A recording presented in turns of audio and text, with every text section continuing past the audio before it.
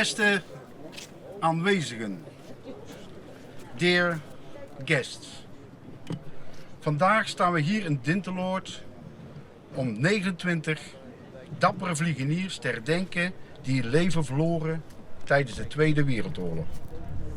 Laten we hen vandaag niet alleen herdenken, maar hen ook dankbaar zijn en respect hebben voor het ultieme offer dat zij brachten voor onze vrijheid. We are gathered here today to remember the 29 airmen who died. Let us be grateful and respect the ultimate sacrifice they made for us. De 29 vliegeniers die wij hier vandaag eren, kwamen niet uit onze gemeenschap. Maar hun strijd en hun moed hebben onze levens voor altijd veranderd. Zij vochten tegen onrecht en gaven hun leven voor de toekomst van ons allen. Zij waren jong, vol dromen en hoop. En toch stonden zij voor een keuze die velen van ons zich niet kunnen voorstellen. Hun eigen veiligheid opofferen voor het grote goed. Voor de vrijheid van ons, voor hun onbekende. The 29 airmen we honored here today did not come from our community. But their struggles and their courage changed our lives forever. Het herdenken van hun daden is essentieel. Het gaat niet alleen om het terugkijken van wat er gebeurd is, maar ook om de lessen die wij kunnen halen uit hun offer. Hun moed en doorzettingsvermogen. Herinner ons eraan hoe kostbaar vrijheid is en hoe belangrijk het is om te blijven strijden voor een betere toekomst. Remembering their action is essential.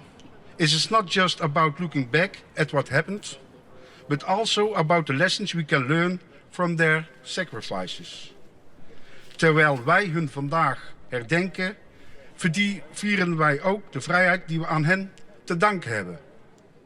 As we commemorate that today, we also celebrate the freedom we owe to them. This year it will be 80 years. Het is onze plicht om hun verhaal door te geven. Door hun verhalen te vertellen, houden wij hun idealen in leven. Zij stierven voor een wereld waarin vrede en rechtvaardigheid centraal staan. En wij hebben de verantwoordelijkheid om die wereld te koesteren en te beschermen. It is our duty to pass on their story.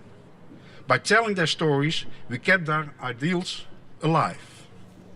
Maar wij staan hier niet alleen om terug te kijken op de geschiedenis, maar ook om ons te verbinden met elkaar en met de toekomst. Ze kwamen van verschillende plekken, maar hadden hetzelfde doel: vrijheid. Dit jaar alweer 80 jaar. We herdenken de oorlogsslachtoffers en vieren voor onze vrijheid. We verbinden ons heden met ons verleden en geven de waarde van vrij zijn door aan de nieuwe generaties. The next few months we will commemorate the victims of war and celebrate our freedom. Thereby it is important to pass on the value of the freedom to the new generations. Speciaal voor deze herdenking staat hier tijdelijk het monument. Graag onthul ik dit samen met onze internationale gasten. Especially for this commemoration, the monument is temporarily located in Dinteloord. I want to invite our international guests to reveal it. Thank you very much. Thank you for being here.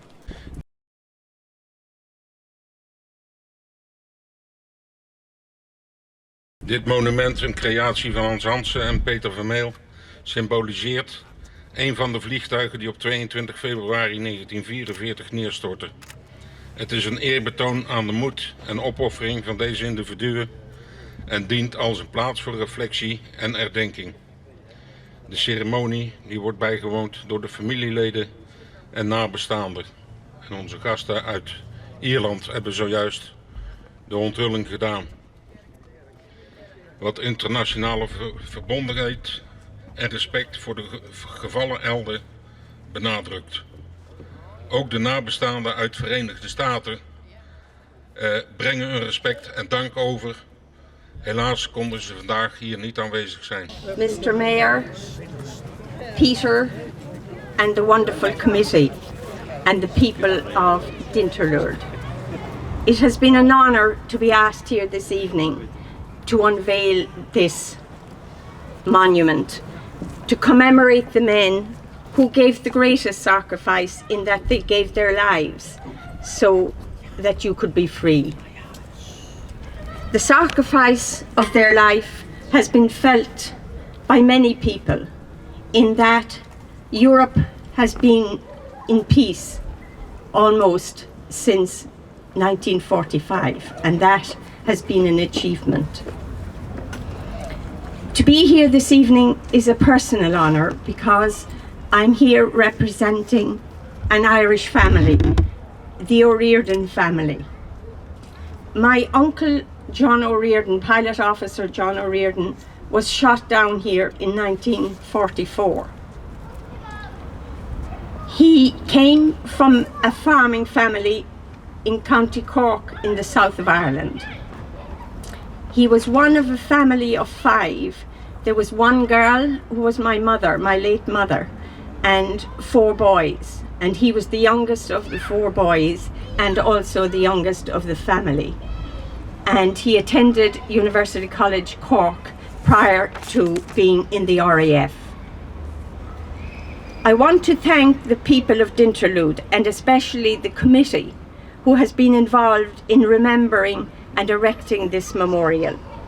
It shows the deep respect and appreciation that you have for these fallen men. How important their work was in attaining freedom for all of us. It has taken dedication and commitment to see this project to its fruition, and I am very pleased about it. On behalf of my family, and I am sure on behalf of all the other families, I deeply appreciate all the work that has been done in this area. This monument will be a memory to the fallen men and a reminder to the future generations of the futility of war. Thank you. We staan hier bij het zojuist onthulde monument met Peter Kop, voorzitter van de stichting Studiegroep Wereldoorlog 2 Regio Dinterloord, een mond vol. Dit is niet het eerste zeg maar, kunstwerk of monument ter herdenking van, hè? Nee, dit is de tweede monument waar we op richten. Het eerste was aan Benedensas, maar door gebrek aan publiek en mensen die wilden komen kijken. Het is natuurlijk 12 kilometer uit de kern uit, dus dat is niet zo makkelijk om de mensen even te ontvangen. Dus toen dacht je nou, ik ga een andere locatie zoeken en dat is in Dinterloord. Ja, dus we hebben gekozen voor hier in de kern, aan de kade in Dinterloord, om dit mooie monument te plaatsen. Zodat het ook voor de mensen wat makkelijker toegankelijk is om de herdenkingen bij te wonen die we ieder jaar op 20 september organiseren. Er zijn 29 vliegers hier neergestort. Dit is een van de gestileerde toestellen. Wat is het voor toestel? Dit is een B-24. En die B-24 is om en nabij Deensas is die neergestort. Vermoedelijk ligt hij dus op de Gorzen. Dus dat vliegtuig ligt er nog steeds? Dat vliegtuig ligt er nog steeds. We hebben dat ook aangemeld bij de bergingsdienst van Defensie. En we hopen dat we op de lijst kunnen komen dat het geborgen kan worden. Wie heeft dit kunstwerp ontworpen en gemaakt? Hans Hansen heeft samen met Peter Vermeel hebben ze dit kunstwerk gemaakt. Hans Hansen is natuurlijk in Dinterloord een bekende kunstenaar die al diverse monumenten en kunstwerken gemaakt heeft. Ja, en ook in Steenberg, hè, op de rotonde. Uiteraard ook in Steenberg op de rotonde. Dus voor ons was het geen nadenken nodig om wie we gingen vragen om dit project aan te pakken. Nu is het een tijdelijke plek, zag ik. Het staat wel op een voetstuk, maar nog niet ingegraven. Het zal wel met vergunningen te maken hebben, neem ik aan. Ja, inderdaad. We zitten nog op de vergunning van het waterschap te wachten. Mondeling is het wel positief ontvangen. Maar goed, het moet even de papiermolen doorheen. En dan zal het over een week of 6, 7 wel goed komen. Dan krijgt het een permanente plek en volgend jaar staan we hier weer natuurlijk. Uiteraard, dat is de bedoeling dat we vanaf dan ieder jaar op 20 september de herdenking gaan houden. Mooi is ook dat je natuurlijk ook dit jaar weer, en dat was bij het vorige monument ook, familie van een van de omgekomen vliegers erbij hebben kunnen betrekken. En de speech was natuurlijk ook indrukwekkend van deze dame. Ja, inderdaad. We hebben natuurlijk veel speelwerk gedaan. We hebben ook Amerikaanse nabestaanden gehad, 5 jaar geleden. Nu hebben we de Ierse familie opgespoord en gesproken. En ja, die waren geëerd om hier aanwezig te zijn. En om inderdaad het monument te onthullen.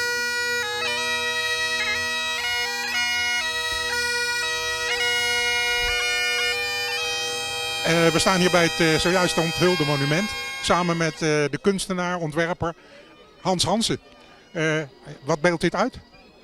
Nou, dit is dan een B-24 Liberator.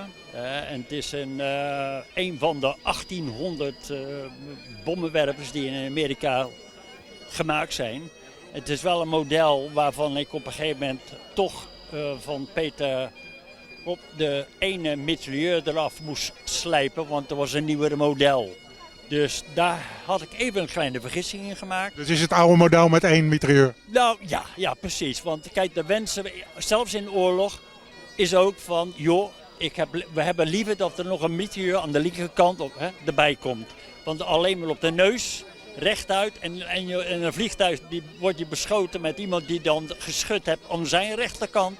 Dat moet je nou net niet hebben natuurlijk, vandaar. Maar ik moest hem eraf slijpen, helaas. En ik zie dat je ook zeg maar de gaten van, wat was het vroeger, de nagels of zo? Nou ja, inderdaad. Wat je hier ziet, heb ik gewoon heel bewust gedaan. Ook het ingeslepen, want we hebben het ook in panelen gedaan. Want Peter en ik zaten met het probleem van hoe gaan we dit spannen. Want cortenstaal die buigt niet zo makkelijk. Het is 3 mm dik en we moesten... Je ziet ook segmenten dat wij van tevoren hebben mallen gemaakt. Dat op het ijzer gelegd, zo uitgeslepen en dan in vorm persen.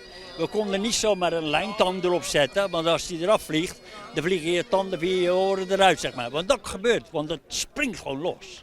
Overigens, Peter van Meel, dat is jouw soort vaste sidekick, hè, bijna geworden. Mijn rechterhand weet wat zijn linkerhand doet en andersom ook. Dus die combinatie, wij hoeven alleen maar aan te kijken. Soms wil ik wat zeggen, maar hij zegt het al tegen mij. Dus die link, weet je, wat we met elkaar hebben, dat is gewoon uniek. 80 jaar, het heeft lang geduurd, maar better late than never at all. Als je dat dan nog kan zeggen. Wij hebben niet nu hier dan, het gaat nog zo'n 25 centimeter nog door moeder aarde heen. Maar we hebben nou iets neergezet. Te lang heeft het geduurd, dat zeer zeker wel. Maar het is goed.